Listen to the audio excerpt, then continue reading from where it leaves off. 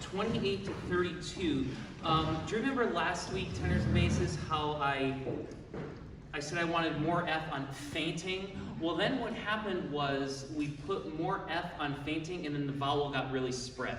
And so can we just try this once? And so give me lots of consonant, but then don't let it interrupt the tallness of the vowel. Does that make sense? So let's just go right on your entrance there. Pick up to 29. Which means one more to the fainting heart.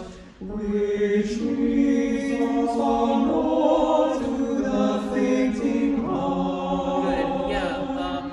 Still coming out a little bit spread for me. Will you just give me some kind of like motion like this when you do it? So, which means far more to the fainting heart, fainting heart.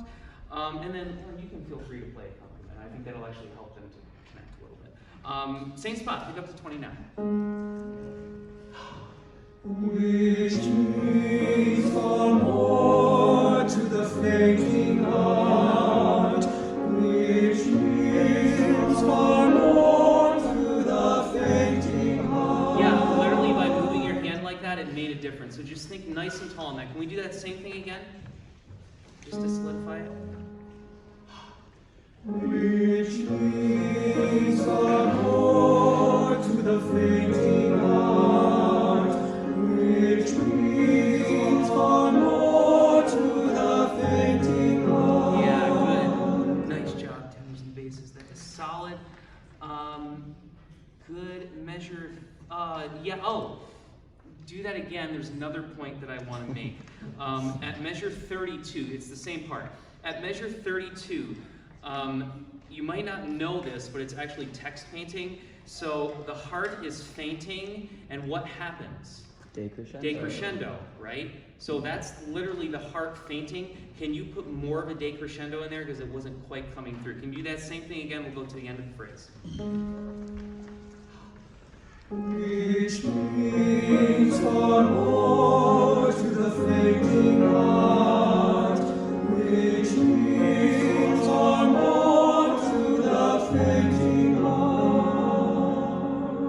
Yeah, and so taper just a little bit sooner than we just did to make sure. So can you just go, just do the last, which means, pick up to 31.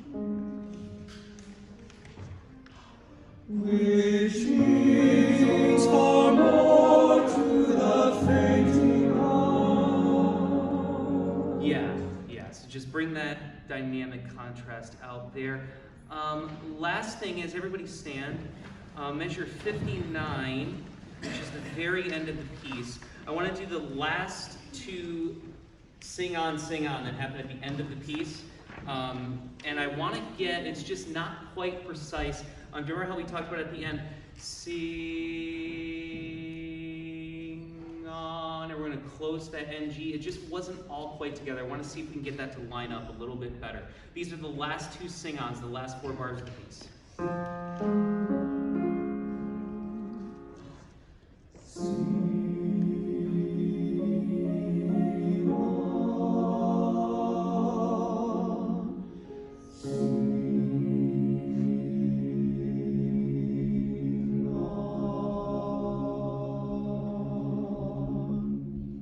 Yeah, good. And then I think I originally said to like hold the N. We're just gonna cut it off, just like we just did. Can we do that same thing again?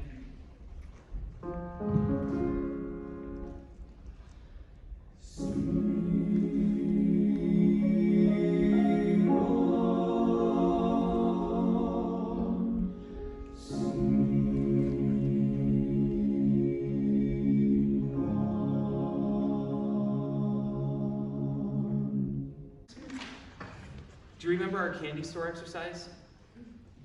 You all remember that? Yeah. So that still applies here. So pretend like there's a bunch of candy here. Reach for your candy every phrase. Here we go. 2 measures, 1 measure.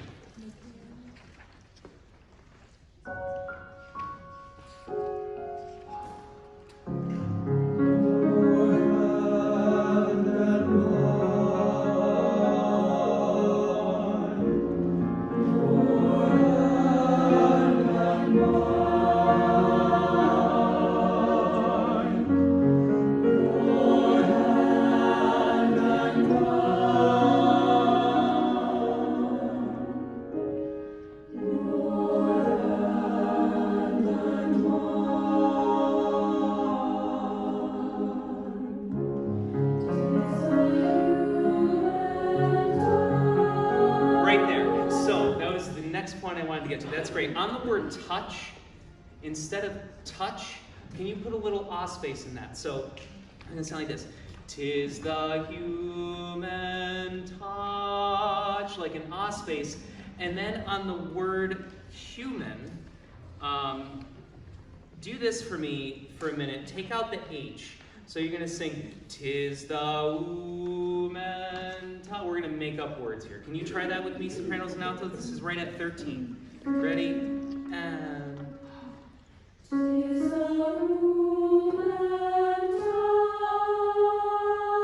Good. I liked your ah vowel. Now we're going to add the H back in, but we want that same vowel after the H on human. Here we go. 13. Ready?